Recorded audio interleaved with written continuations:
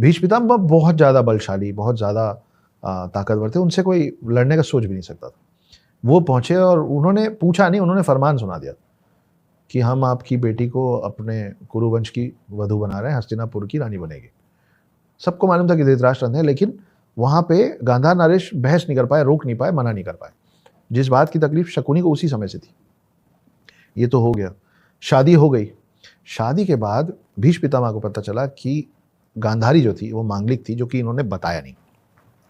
तो पुराने समय में माना जाता था कि कोई मांगलिक है तो पहले उसकी शादी बकरे से या पेड़ से या कुत्ते से करवा दो, क्योंकि ताकि जो भी उस मांगलिक, ये आप मुझसे बेहतर बता पाएंगे, पर मांगलिक दोष जो है वो पति के ऊपर नहीं आएगा और जो भी नुकसान होना वाला होगा उसको हो जाएगा। तो कई अभी भी पीपल के पेड़ से, घड़े से करवाते हैं, कुंभ विवाह कहते हैं, कुंभ विवाह कहते हैं, बकरे से करवाते थे, पेड़ से करवाते थे। तो ये बात जब भीष्म पितामह को पता चली कि ये मांगलिक थी और इसकी शादी धृतराष्ट्र के पहले एक बकरे से करवाई गई थी और बकरे की बलि दे दी गई थी, ये क्यों नहीं बताया गया? तो छोटा सा राज्य, उसका एक कुनबा, सारे रिश्तेदारों को लेकर अब गांधार नरेश आना ही पड़ा, आ गए। जैसे ही वो आया उन सबको जेल में ठूस दिया गया। ओके। और भीष्म पितामह उनको एक मुट्ठी चावल देते थे रोज। तो शकुनी भी था जेल में? जी। Okay. Prince of Gandhar Shakuni. तो एक मुट्ठी चावल मिलता था, बोले इसी में सब लोग खा लो। अब एक मुट्ठी चावल में 4-4, 6-6 दाना मिल रहा था लोगों को, रोज लोग मर रहे थे। तो सारे लोग मिलकर डिसाइड किया कि भाई हमारा प्रिंस तो शकुनी है, ऐसे तो सब मर जाएंगे, लेकिन लीगेसी को आगे बढ़ाने के लिए कोई तो जिंदा चाहिए। अब ये सारे लोग वो अपने हिस्से का चावल खाना छोड़ दिए और पूरा एक मुट्ठी चावल दिया जाता था शकुनी को खाने के लिए। शकुनी रोज बैठ के वो एक मुट्ठी चावल खाता था और रोज अपने परिजन लोग को मरते हुए देखता था उस जेल के अंदर। इस बीच में भीष्म पितामह किसी युद्ध में निकल गए और वो लोग अंदर ही पड़े रहे।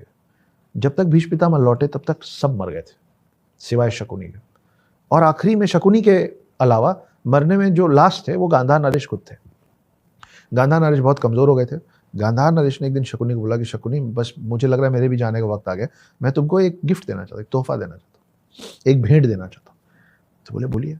बोले खड़े हो और मेरे पास आओ। शकुनी चल के पास में गया। गांधार नरेश के शरीर में जितनी शक्ति बची थी पूरी शक्ति को अपने पैर में डाल के अपने ही बेटे के घुटने में इतनी जोर से लात मारी कि उसका घुटना टूट गया। मैंने तुम्हारा घुटना तोड़ दिया, अब जब तुम चलोगे ना तो हर कदम में तुमको याद आएगा कि हाँ हमारे साथ क्या हुआ था, क्योंकि अब तुम जीवन भर लंगड़ा के चलोगे।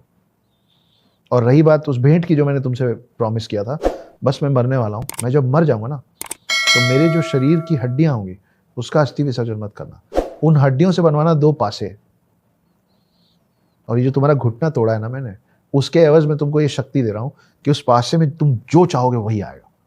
तो तुमको जुआ खेलने का शौक है ना, वो पासे तुमको कभी हारने नहीं देंगे।